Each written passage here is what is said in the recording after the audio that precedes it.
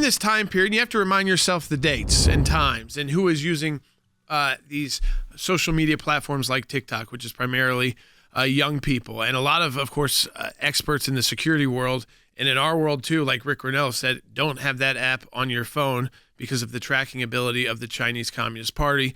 Pompeo has said that as well. Then you've got the other side, Ramaswamy, who said, listen, every kid in America is using it, including teenagers who can vote. And if we're not on there, they're not going to see our message. So there's this balance. Well, what kind of blew up on TikTok, and that's a strange word to use, but true, is a video that Osama bin Laden recorded called A Letter to the American People. And this was when he talked about the 9/11 attack and what was justifying for it. And then all of these young Americans, most of them that we'll show you, were either not yet born, so they weren't alive during the 9/11 attacks, they didn't live it, or if they were 2, 3, 4 years old, and unless they had a family member affected by it, it didn't have the same impact on them. And they're saying, you know what? He's making great points. Osama bin Laden sounds really logical. So now we've gone to a point in just a few weeks where America was standing behind Israel because of the brutality of Hamas. I've seen members of Congress, you've seen them too, Dad. Lee Stefanik saw the video a couple days ago. I saw her video. She could barely keep it together when she was just talking about what she saw. It's unreal. And again, we've seen members of Congress say I could only make through half of it because I had to run to the bathroom and you know, I couldn't keep it together. And from that time period, we've moved forward now to Americans praising Osama bin Laden for not just the attacks on 9/11, but the attacks on our troops like the USS Cole, the embassy in Tanzania, again, these bombings and attacks all over U.S. troops, and they're agreeing with him. And I think this is indoctrination that comes from the colleges and universities, and they needed an impetus. They needed something that would say, this is the time to do it. And, you know, now they've got it. Here's the problem with all of this, in my view, Jordan, is not only is it out there, not only is TikTok promoting it, and if they finally stop the content, not only has the White House had to respond, but the fact that this is even a thought process is scary.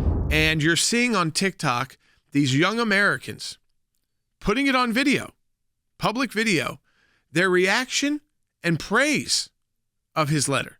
That everything he says, it's well written and it makes sense. We put together a supercut so you can see or hear what these young Americans who read this letter from Osama bin Laden, the mastermind, the 9/11 terror attacks, the attacks on the USS Cole, the attacks on our embassies, thousands of Americans dead.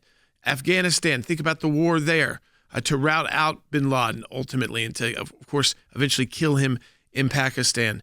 And the resources they had.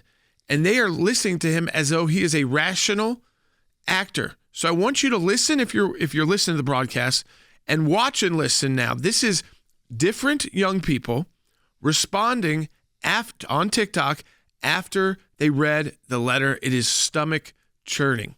So I just read A Letter to America. Read it, and if you have read it, let me know if you are also going through an existential crisis in this very moment. The way this letter is going viral right now is giving me the greatest sense of relief. The government will have you believe that people commit acts of terror because they're evil. They hate how accepting and free America is. That's not true at all. That doesn't make any sense. They have brainwashed us to think that we was the best country on the planet.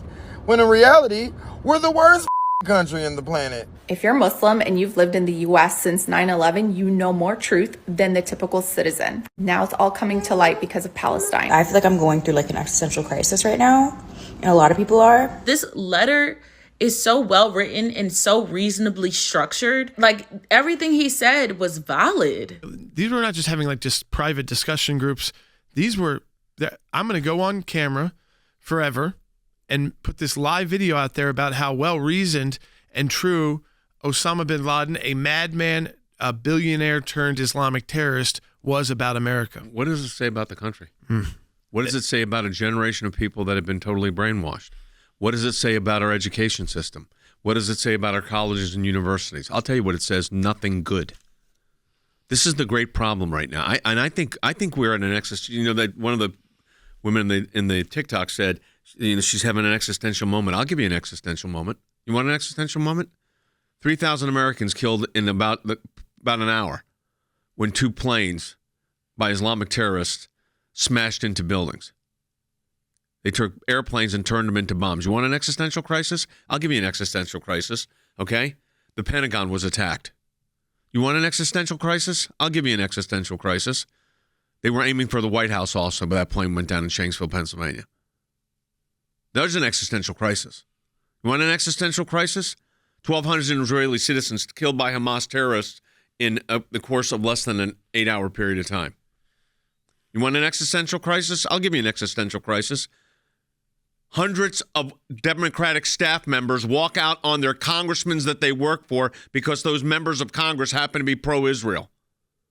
You want an existential crisis? I'll give you an existential crisis. The State Department writing anonymous letters to the commander-in-chief saying, we totally disagree with your policies, we're not going to enforce them. You want an existential crisis? There's a good list of existential crises. Reading Osama bin Laden's letter is not an existential crisis. Fortunately, he's dead. That's what's fortunate. He's gone. And Al-Qaeda was decimated. But we're living in existential crisis right now. Watch the news. Watch these families. Talk to kids that were born on, September 11th, 2001. Who are now 24 years old and don't know their father or mother. That's an existential crisis. That's a bunch of crap what's being taught in the schools. Really. But for the most part, these kids, unless you had that experience, didn't live this. All they've seen is kind of, to them, is grainy video of something that happened in 2001 and long-term wars. But this idea of how you can spread radicalism so quickly through social media to a point where you hate your own country and you're starting to side with Islamic terrorists. There were a lot of women in that video. I wish in that letter to America, bin Laden described how he treated women and his multiple wives who had no education. They don't care. They're totally brainwashed. They don't even know. Here's the truth. They don't know what they're talking about. They don't even know what they're talking about. You ask them about Nazi Germany, they'll have no idea. They'd be enemies of Osama bin Laden. They don't understand that. He wouldn't support TikTok and free speech and your ability to a woman to comment on his thoughts, even if you liked it. They're talking about existential crisis.